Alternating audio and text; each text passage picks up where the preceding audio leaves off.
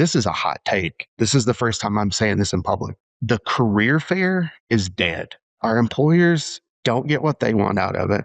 The students don't get what they want out of it. It's like a bad relationship. Nobody's getting what they want out of it. Students are going here and being told, hey, scan this QR code and learn about us. And they're like, well, I came to meet you. I wanted to learn about your organization. That's Brian Reed. He runs student success at the University of Montana, and he thinks higher ed has a customer service problem. Our customer service has to go up. There's this big expectation, and I think we're being judged against other industries. When I travel, book a flight, that's really easy. That's really seamless. We're being judged against other sort of retail experiences. And I think that's how families see us. We provide a service. The students and families pay us good money for that. And so I think we have to sort of change our paradigm or attitude towards how do we create a really good customer experience. And marketing is only as good as delivering on the experience that you promised. That student has to experience the promise that you made. And if they do not, that is a promise broken. If I gave you like $10 million to solve this problem, like what's the first thing would you tear down and what would you build in its place? Like unconstrained. I don't need $10 million. What I need.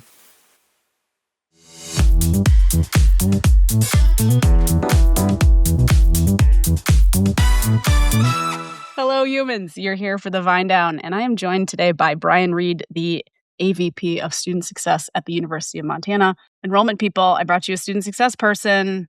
Good thing it's a podcast because you can't get at him live. So enjoy the zoo. Brian, thank you so much for being on the show. Yeah, you bet. I'm happy to be here. Non-video podcast listeners, Brian is wearing a sick cowboy hat. Because why? Because tonight is the Livingston Roundup. So we've got rodeo going on here in Livingston. So I have been to the Livingston Roundup. It's a good one. Our rodeo nights are Wednesday and Saturday nights are our rodeo nights. So Thursday is not a rodeo night for us here in Steamboat. Yeah, we do Wednesday through Saturday. Oh, big commitment to rodeo. Well, is your family like rodeoing? Like, do you have like people you are spectating in this or no? No, it's just friends and neighbors. Amazing. Well, related, you kind of grew up in a Montana-aligned place in East Kentucky. And when you went to college, Brian, you went as a second generation student? First gen. Yeah, I was new. I was green. Okay, so first gen kid from a coal mining town, kind of scared witless that you were going to flunk out, like sort of knowing that you wanted to go to college, but like really worried that you could make it successful. And like the best advice that you were getting at the time was don't quit, which is like real inadequate. And you didn't quit. And you now see how inadequate that thing is to like hand that to students as a survival strategy. Like knowing what you know now from your seat, like what should the answer have been? Capitalize on the resources.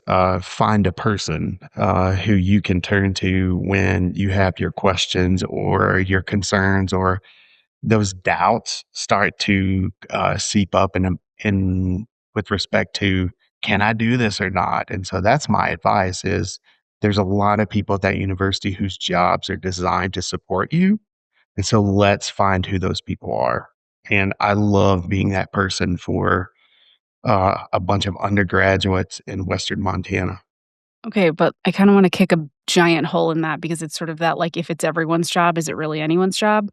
Because, like, the other thing that you talk about and have written about recently, if you haven't read recently, Brian wrote a really good piece on LinkedIn about this, but, like, the challenges we now face are design features, not bugs. And you're saying, like, most students don't drop out of college. The systems that we have created, the set of experiences that we have engineered, actually push students out because of this friction we've self-imposed. Like, so yeah, cool. Like if that advice changes to like find a person, get help, avail yourself to resources, like fine. But I watch so many institutions struggle with like how to operationalize student success because so many, like we all care about it, but like, what do we actually do about it? Sure. Yeah. And to clarify, for me, the relationship's certainly a two-way street. And I think for a long time when higher education had this sort of excess of applicants, we could be very casual about whether or not we were proactive because for every student that left the institution, we may have had 2 or 3 ready to fill that spot in the next cohort. And so I think over the, higher ed has gone through these cycles of access. And I think we're in the retention moment. We're in the prove your worth moment of what's the return on the investment question that I think families and students are raising about higher ed, particularly as the price goes up. So to clarify, I think we've got to be, what I tell my team is we've got to stop being gatherers. We have to be hunters. And what I mean by that is we've got to be aggressive about our retention. We've got to be in your face about the services that we provide, going after those students, looking at our data, making informed decisions about that data in a proactive manner. Um, what has stymied us, and I'm going to answer your question. What has stymied us is that institutions, given their long history, are layers upon layers of bureaucracy and policy. Some are federal, some are regulatory from the state, but most of those are of our own creation. And it's a piece of paper that has to have 5 signatures or get routed to 10 different offices. And so one of my current sort of passions is how do we eliminate or mitigate the challenge of one becoming enrolled. I've heard a parent say it's easier to get a bank loan than it is to apply to the University of Montana, which hit me at my core. And then you think about the labyrinth that is things like financial aid or course registration. And so my recent passion is how do we remove all of this administrative friction for students and families? And um, the big thing, one of the things is how do you create the single front door? And so that's one of the things that I'm really thinking about here is because students and families see us as one entity, but we might not see ourselves that way, but we have to start operating in that manner. Okay, I want to get into the what we're going to do about it in a second, but I want to test a hypothesis that I've been cooking for a little while. And I can't see my own bias in this having spent like a career now in higher education. But the feeling I have about retention and student success now is really different than what I felt as a student. And I feel like there's been this shift in across the last 20 years of like when I went to college, the power felt like it was with the college. Like I didn't know what a freaking registrar was. I didn't know what a bursar was. I didn't know how to get registered for college. And like I was really well prepared for college. Yeah. I went to a prep school. I had like a dedicated counselor. Like I was academically college was easier than high school for me. But administratively it was very challenging for me. But at the time it was like, will this institution choose me and they get to do this complicated feeling move because I am not in the position of power.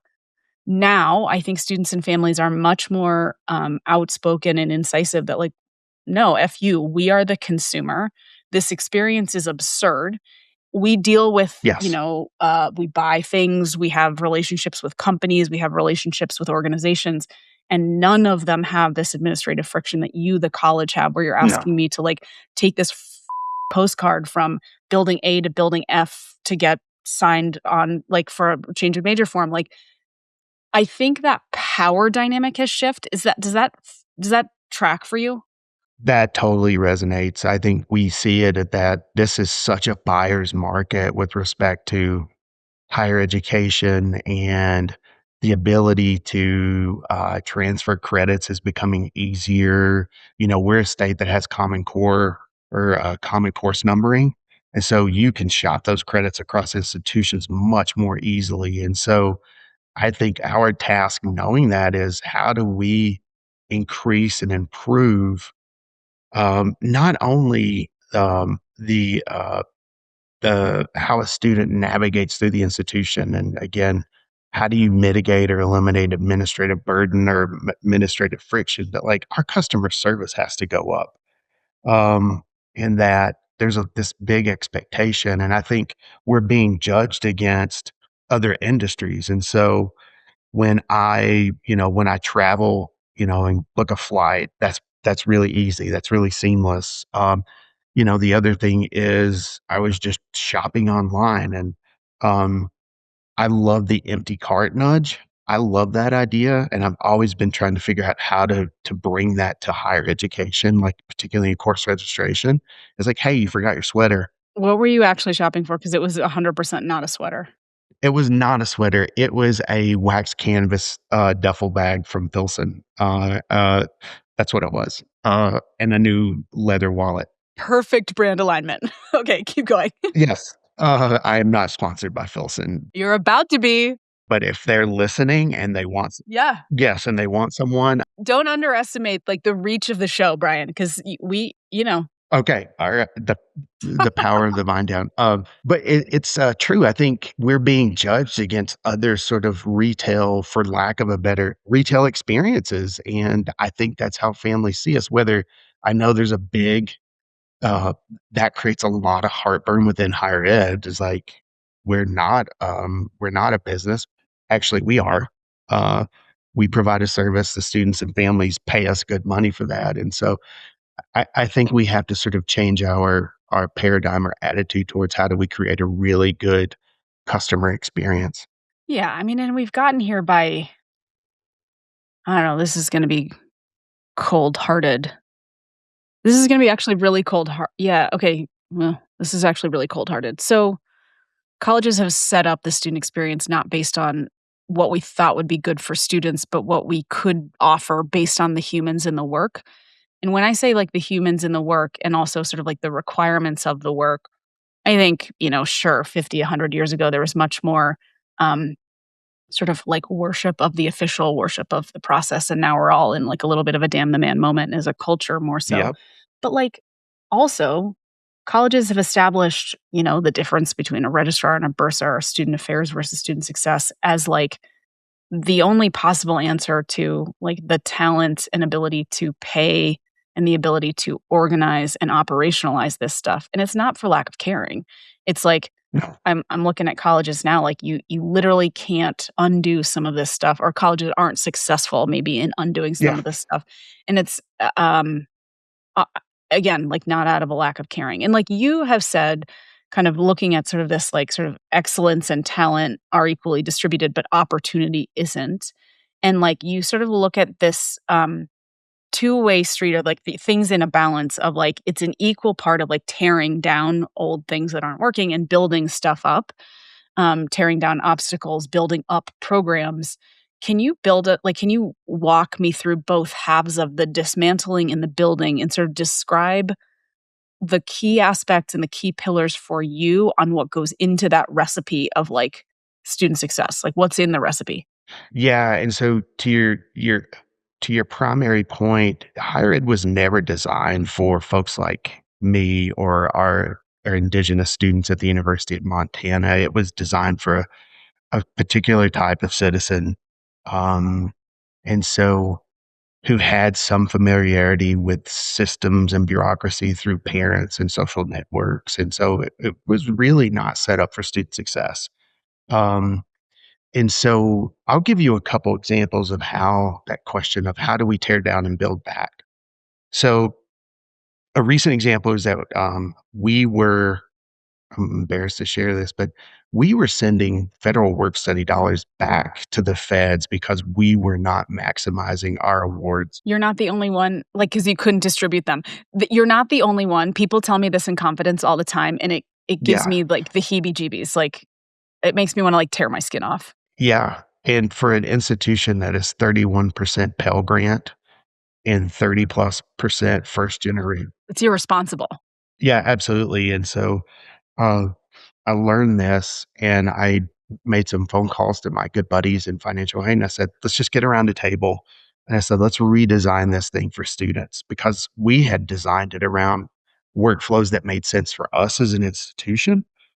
Uh, a, a funny story in that is as we sat around the table and the question becomes, okay, the thing I always ask in these moments is, all right, what do we have to do from a regulatory perspective?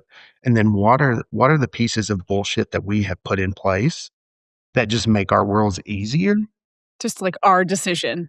Yeah, that we have total control over that have complicated this to no end. And so we literally had a photocopied form that, and again, this is not a critique of my wonderful colleagues, but it's I think this happens across a lot of institutions and processes, but we had a form that had been photocopied so much, it was illegible at one point. You couldn't read it. Yeah. Yeah. I knew where that was headed. The question becomes, okay, so if we redesign this for students, students should net, and the thing is, like, a student doesn't care where they get paid from. This is really to the benefit of the institution to make sure you're maximizing the dollars available to you. So we said, how do we create a process that does not have to involve the student and actually the employer? So, how do we automate communications and workflows between financial aid, human resources, and then payroll? And so now that's what we've set out to do. Even in, and we're building that out currently. But I will tell you, Emily, just having a person, moi, call and write employers to say, tell me who your student workers are. I will tell you who is federal work study eligible. I will then tell that student, let's get you signed up. And just in that process, which was still very manual, but had the attention and removed some of that friction and burden from the student and the employer, we saved $500,000 in a single year. Dang. Okay, so low-hanging fruit with Yeah. it funds itself. Yeah. So that's just one example of how you can sit down and just sort of say, why is this not working? And what does it look like if we redesigned all of this from a student success perspective? I'll give you another, this is a hot take. You're going to like, this is the first time I'm saying this in public. The, the career fair is dead. Keep talking with your spiciness, my friend. So employers, our employers don't get what they want out of it. The students, it's like a bad relationship, like personal Nobody romantic wins. relationship. Nobody's getting what they want out of it. And so the employers aren't getting what they want out. Students are going here and being told, hey, scan this QR code and learn about us. And they're like, well, I came to meet you. I wanted to learn about Right. your organization. And so what I said to our career team was like, kill the job fair as we know it. Let's redesign this based on student need and employer need. And I think we're going to find a wildly different system that we can put in place. And so this is one of the things that um, a concept I just got from the book.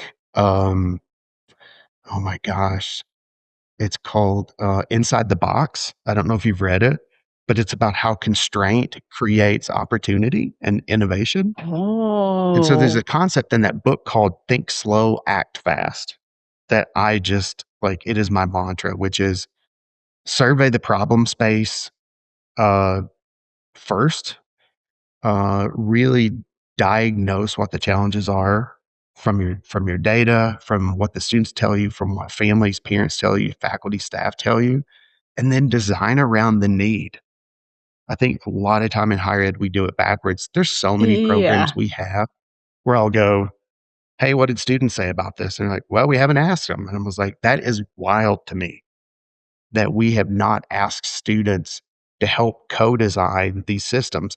The other thing that I'll say, and I realize I'm going along with this answer, but the other thing that I will say is I get a lot of mileage out of designing for the margins. And this is a concept I've brought over from human-centered design, which is it's akin to universal design, but the idea is I think about, and I think I've said this to you before, when I sit down to redesign a process, I think about a single mom working a job, trying to go to college, who may or may not have transportation issues, who may or may not have challenges in paying for the education. How different is the design for that student than what we have today? I think most of our systems that we said we're going to design for that persona, I think our systems would be much more humane, much more simple, and would involve much more proactive work from us as an institution and as individuals. Damn, that word humane, like, which suggests that the process we've set up is inhumane. Like, that's Yeah. heavy. Um, Yeah. okay, I'm definitely gonna read Inside the Box, and I'm gonna reflect some of the things that I just jotted down that you said. Although, if constraint makes us better, I hope that it doesn't, um, I'm a high functioning procrastinator, and I tell myself that compressed time actually makes my work output better, which is, like, functionally not true. Actually, the data proves that that is not correct. So I'm hoping that that doesn't I'm trying to get out of that habit, so I'm hoping that this doesn't bear out or come for me in the book. If it does, I'm coming to you for therapy. But the sort of like this sort of, embracing limits rather than, like, chasing choices, like, forces Yeah. decisions, I think is great. I think actually retention and sort of how to solve retention in that original question I asked you, which is like, what's in the recipe? Um, to your point, like, comes with a lot of stories that we tell ourselves. And we'll talk about data in a minute, but it's like these Hmm. hunches. It's like we're building this program because we assume this thing is a struggle. And you're like, no, no, no, pause for thinking slowly to actually diagnose accurately.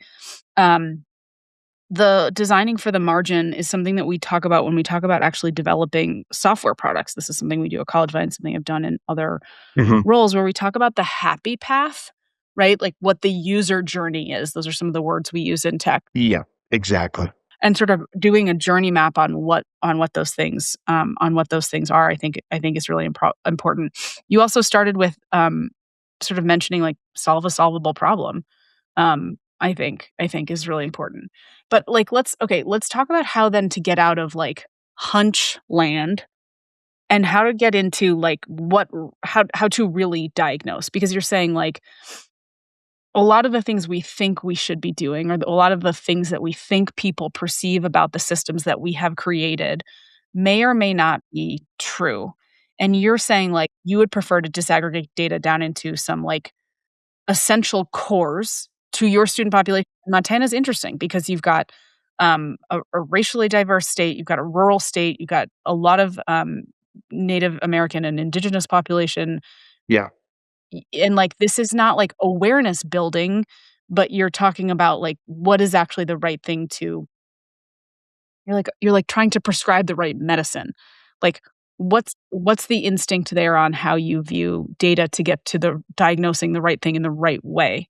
Yeah, I think it's I don't have a secret sauce for this. I think it is so part of the fun part of my job, which I think other folks might find it laborious, is every morning, I think I've told you this before over coffee, is my job every morning is to come in and I look at mass data sets every day in terms of retention, where we're at on registrations, looking at patterns.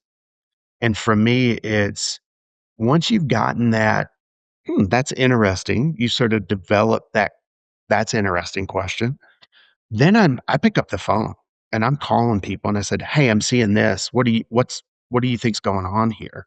So I'm calling my director of American Indian Student Services and say, "Hey, I'm seeing that we've got a lag in our Indigenous student registrations. Like, let's call some people." And she's like, "Let me get on the horn. I'm going to call some students and figure out what's going on." I think the piece too, and I've said this before, is like higher ed has a really good stomach at admiring problems. So we're like, "Oh, that's interesting," and we kinda stop there. Like because we're like academia adjacent, right? Like is that what you're saying? Is like we're comfortable with like or like what is it? Yeah, that it's like we have this finding, and like, "Well, oh, that's a great finding. That's an interesting finding." And for me, that's only part of the equation, and I think for a lot of people that I work with, I work with a lot of doers, so it's an awesome environment. And so, like, when I pick up the phone, they're like, "Yeah, hell, what are we gonna do about this?" And so that's when we get into, all right, let's confirm that we know what we know, that what we see is accurate, we're in the ballpark. And another concept that I've really tried to bring to my team is a bias towards action. Again, that's a concept from human centered design, which is we've got to try stuff. There's going to be no risk free uh, test. There's going to be no risk free action. So we need to get over the fact that we might fail. And actually, what I would say to my team is let's become failure proof and use any stumble or failure as a data point along the way as we sort of figure out what the next test might be or the next iteration of an intervention might look like. And so for me, it's And retention is one of these things, if I don't get to say it, I want to say it now, which is there is no magic bullet to this thing in terms of keeping a student at a university or college. And what I always say is it is hundreds of levers that get pulled at the same time. There are themes largely based on the research and my experience on that, which, there's the financial, there's the academic, the social and belonging, sort of the purpose and career pieces and all of those. But there have to be coordinated levers that get pulled at the same time. And another example that we did, speaking of journey mapping, we did a journey map of our Title IX process. Mhm. And that was really interesting to look at the number of times a survivor had to tell their story to somebody different, whether that was Title IX, a campus advocate and or campus police department. So the question became like, how we got all those people in a room to say, how do we prevent this?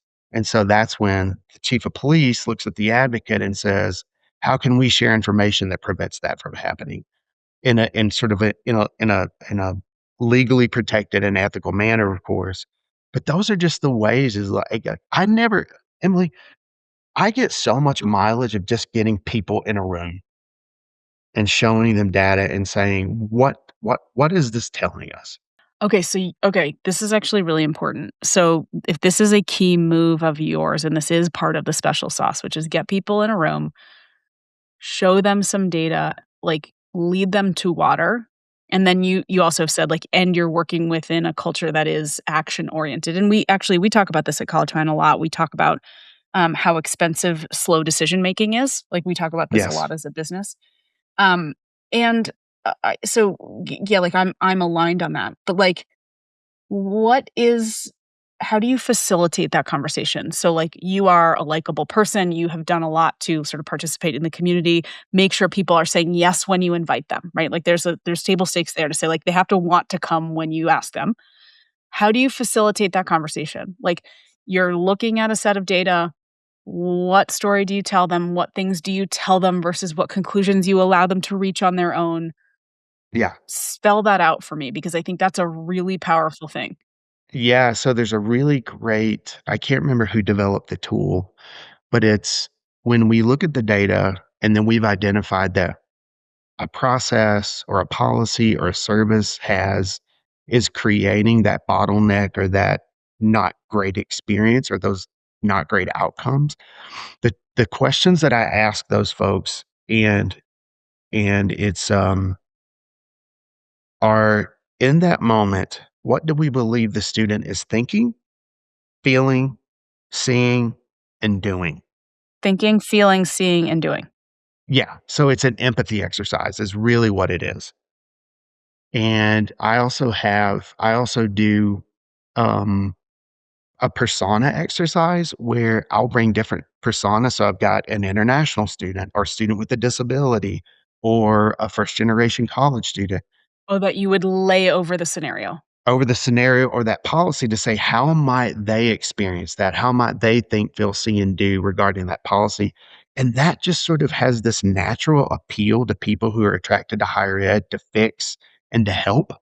And I have never had, knock on wood, but I've never had anybody say, I don't want to help a student. I don't want to make things easier for a student. Yeah, I mean, you'll not get a disagreement there. Yeah. And so I think the rub becomes, or the concern or the questions you see arise in this is, how does this change my work? How do you broker that? Yeah. Well, that's where you really have to um, lean in on your change management skills. So how did you initially develop that awareness? And then the desire, which is, the second step, which is how do you develop that desire, which is how do you show them an alternate universe where the outcomes are better for that student and they've contributed to that. And they might have to do things differently. And 9 times out of 10, and this is, I've got a great colleague on campus who says this a lot. And she says, 9 times out of 10, if a student experiences an administrative sort of hurdle or burden, it's probably the same thing for the person who has to operate or own that administrative piece, and they don't like it either. Oh, that's an interesting assumption. I show me how that proves itself out. My gut is to disagree with that because I'm like, no, no, no, like we've created this thing so that it's easy for the staff Yeah. and therefore that's why we keep doing it, but it's hard for the student.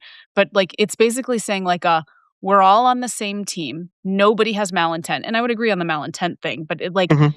that's actually a really, really altruistic view of the world that's saying like, yeah, that piece of process that like Deb and her friggin' postcard and the stamps and the signatures, like she probably doesn't like that either. But like Yeah. show me that to be true. I don't know. I'm not jumping on that bandwagon or I'm not able to. No, when you talk to our Deb in that process, what you don't see is Deb having to bird dog the student to finish the form, bird dog the employer to complete the form. So Deb has all of this back end work that's happening because Oh, like, yeah, okay. of the form itself. And so Deb is like, show me a different way, and I am in. It's the what's in it for me that you have to really appeal to. But again, you got to listen to Deb's.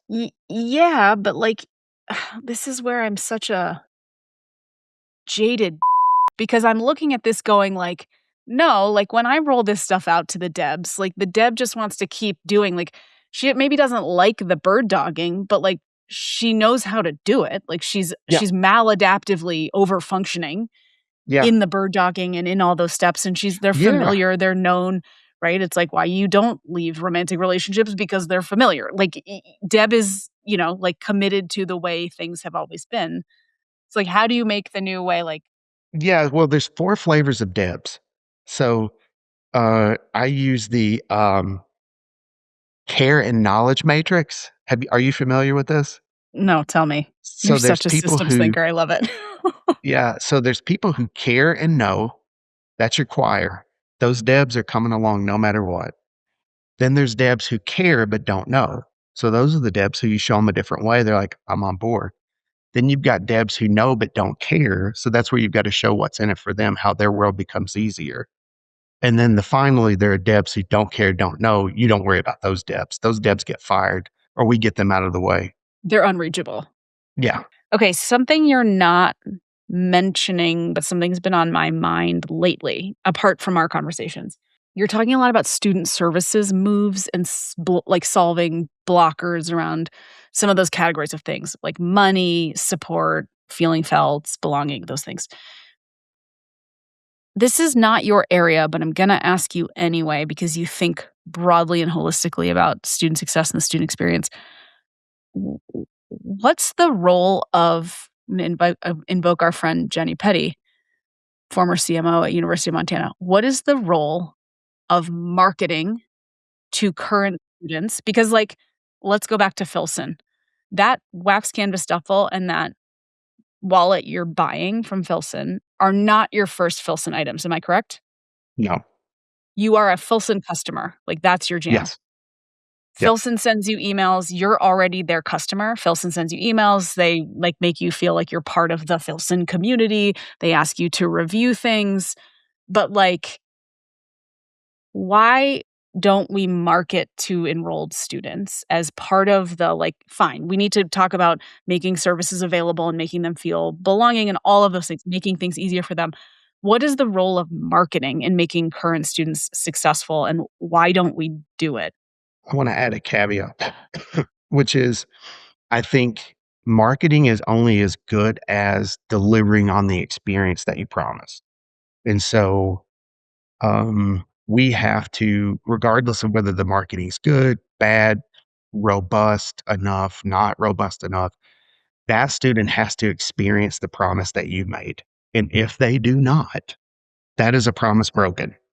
Um, I'll preface everything with that. The second part of this is that I think you can't read a college view book or go on a website and not see something about a beautiful campus, a faculty staff ratio, and so there's this concept called isomorphism where institutions try to look like every other institution, and that worked for us for a long time because we designed the whole experience around trying to look like the next institution or try to be, and I hate this phrase, the Harvard of the East, the Harvard of the West, the Harvard of the South, all that kind of jazz. And that served us well for a long time because it obfuscated experience and quality. So like we were just as good as. And now I think parents and students are much more savvy consumers. And I think students are, you'll hear this word a lot. And you tell me if I'm off base, is like vibe. Like vibe is a word we hear a lot on our campus from students and families. Well, it's the new fit, which Yeah. is like the X factor. We've replaced fit with vibe. I agree with you. That's a thing now. Yeah. Yeah, and so what does it mean to deliver on an experience? That's one question I keep asking myself, and I'll tell you what that means in a second. The other question I ask myself is, um, what does it mean to really emphasize place? Because I think students care a lot about where they eat, sleep, and play. Um, I think about that a lot. And so how do we Montana, so we think about the Clark Fork River that comes through campus. We think about we have a campus mountain. We think about we've got a rodeo team. We've got an experimental forest that we have. We have a ranch that we own. Is like how do you package that to sort of say this is the University of Montana that resonates with an audience that says, there's something in that for me. And I think here's my other hot take too, and I apologize to all of my admissions friends, but the campus tour is dead as we know it, in my opinion. Is it dead or does it just suck? Well, those are your words. I'll put it this way. I don't think they deliver on what students and families are looking for, in terms of to develop that vibe or that sense of I could see myself here. Nobody cares that we have 24-hour printing. I've heard that on campus tours before. Um, I think how do you bundle the place question, the emphasis on place, the beauty, the magic of your place into that experience. And so for me, one of the things I want to do, and I don't know whether this is just wild or not, but like I would love, so if you come in the summertime for a tour, I'd love to have everybody with a VR headset in the center of the oval that then could see what this looks like in the wintertime. We have a skating rink that we put out on the oval in the winter that students use. We have fire pits out there. And if you come in the winter, your VR headset shows what it looks like in the spring with all the trees in bloom and in bud, and everybody's on the oval, you know, hacky sack and frisbee and all that. And like, that's the kind of thing I want to do, which is how do we show them the best of the place year round? Yeah, it's answering the question like how can I see myself as a part of this? Sidebar, like the hacky sack resurgence is like uniquely delightful to my old hippie heart. Like what the hell? Yeah, as a Gen Xer, like it does my heart good to see it. Yeah. Oh, I fell in love with the boy in high school because of the hacky sack. Okay, so like you're saying, okay, so you're saying like the campus store should not address the what. This is the gym, this is the library, this is the oval. Like, it should address the values, the value proposition, and Yes. answer the question of, like, can I see myself to be a part of this? It's Yes. an experience thing. Yeah. I mean, that's what we talk about when we design, like, a software demo, right? Like, I'm not showing somebody, like, around College Vine the system or, like, click here, it does this. That's boring, and there's no meaning you can attach to it. You're saying, like, you have to attach the meaning to it in that way. Yeah. Absolutely. And this is something we're working on that my dear colleague Kelly Nolan has really working on at the University of Montana is how do we make that campus tour different? And and I know the campus tour isn't marketing per se, but and to Jenny Petty's credit, like if you see our marketing, there is no doubt that is University of Montana. Like through the visuals, the colors, the branding, like it is hard not to go once you see it, not to associate that with the University of Montana. And so the Yeah, brand has to reflect, there has to be just complete synergy between the brand and the experience. yeah, I think so, and I think that overarching thought you had about, like, with the the actual experience has to bear out to the brand promise initially, right? Like, you don't go back to Filson to buy your duffel because the vest you bought sucked. You went back to Filson to buy the duffel because the vest Exactly. ruled. So, and like, I wanna go back to this concept of isomorphism because I think we're actually getting away from, and it's like a specific type of isomorphism. It's like the mimetic isomorphism of like all the institutions coagulating around or coalescing around the all like trying to be the same, right? To say like we're the Harvard of the West. And I actually think we're in more of a place and time where we have both the data, the means, and the tools in order to do better around like with differentiation is I think your Exactly. point. Yeah. And that's actually meeting the needs of like the market today.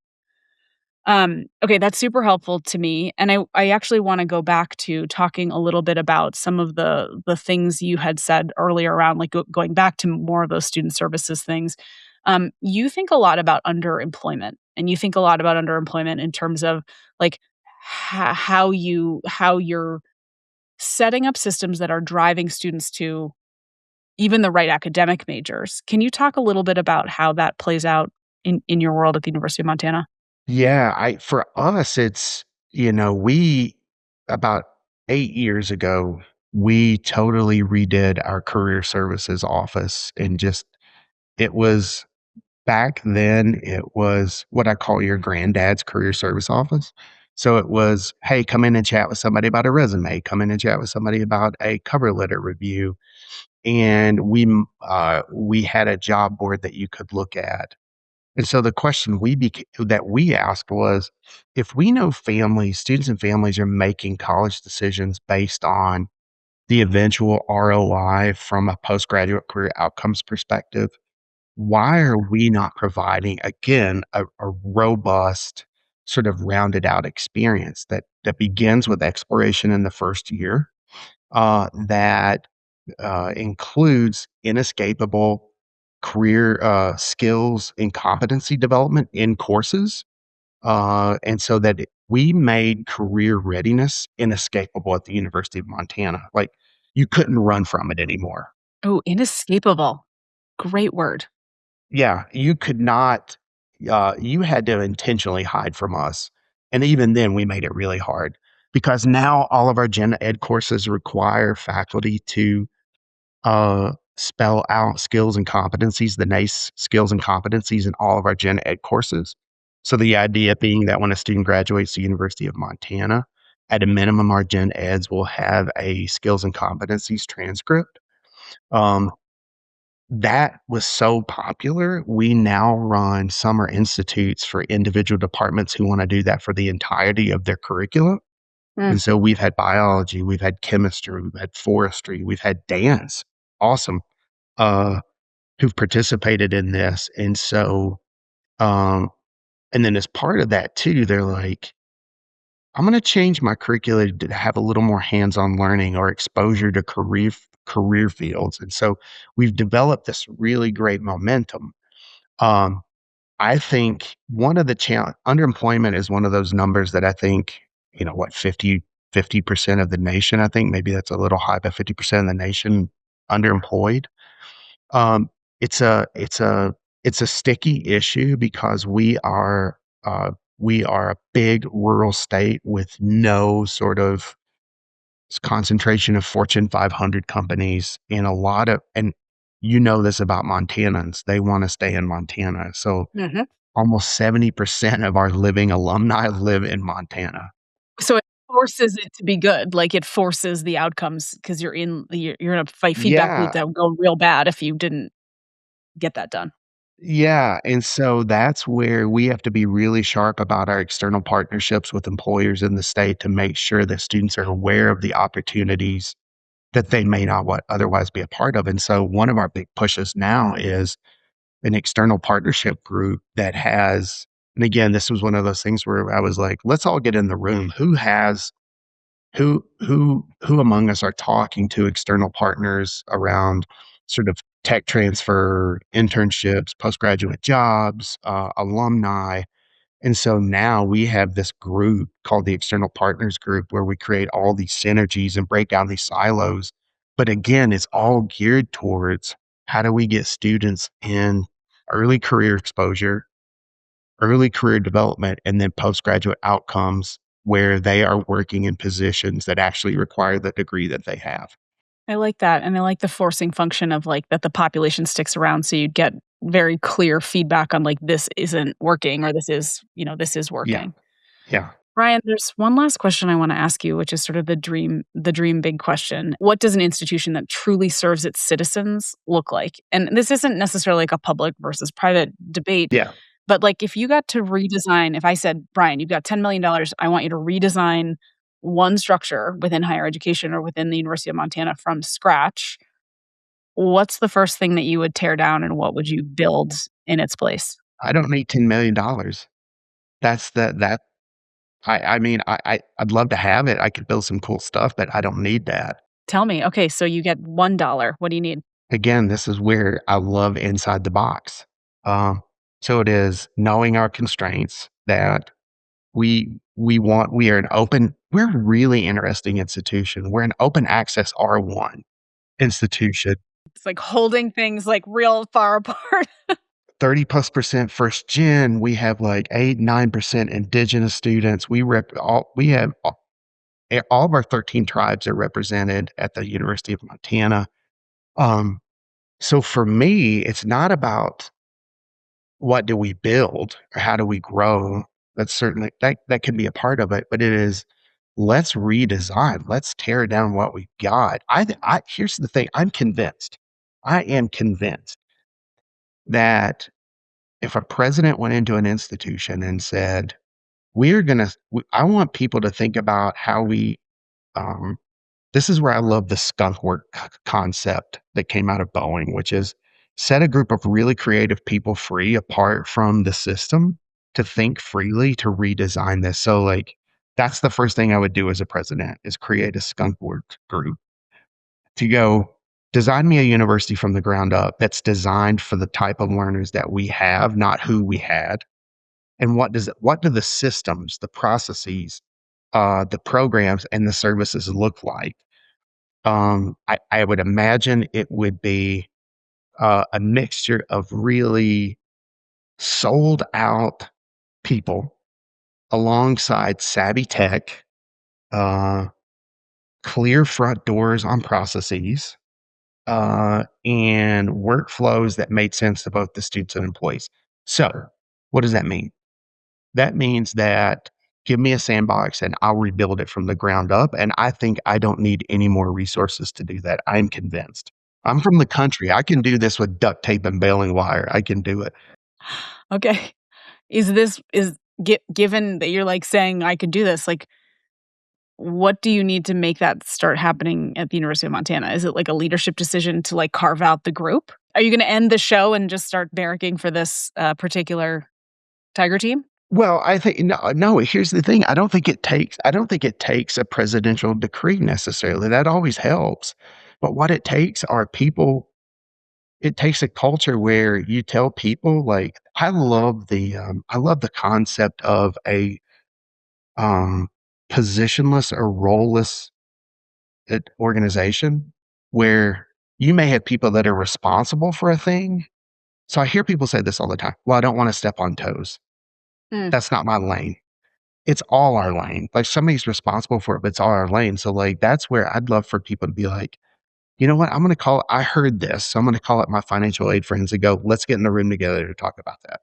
Or, hey, I heard this about the admissions piece. I'm going to call my admissions friends up and do that. That's one of the beauties of my job. It's almost student success, which is it's everywhere.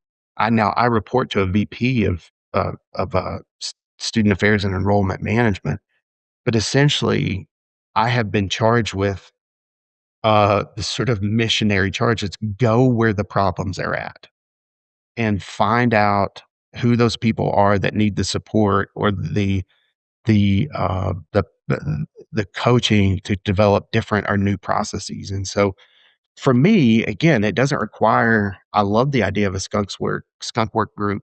Um, but I think what it really needs without complete overhaul are people who see themselves as problem solvers. And so I call it see a problem, fix a problem. And I want that. That's what I want. You want that mindset to be, like, everywhere firmly. Okay. Absolutely. Okay. I'll put that on T-shirts for you with the University of Montana branding Yeah, and the bear. a bear paw. Yeah, just like a big threatening, like, claws. It's gonna have a bear pun on it too, like, somehow. Oh, yeah, we can work on this. This gives me enough to go on. I'm gonna leverage my English degree here for you. I'm not a marketing person, so you're on your own. That's neither am I. We that's enough. The idea is there.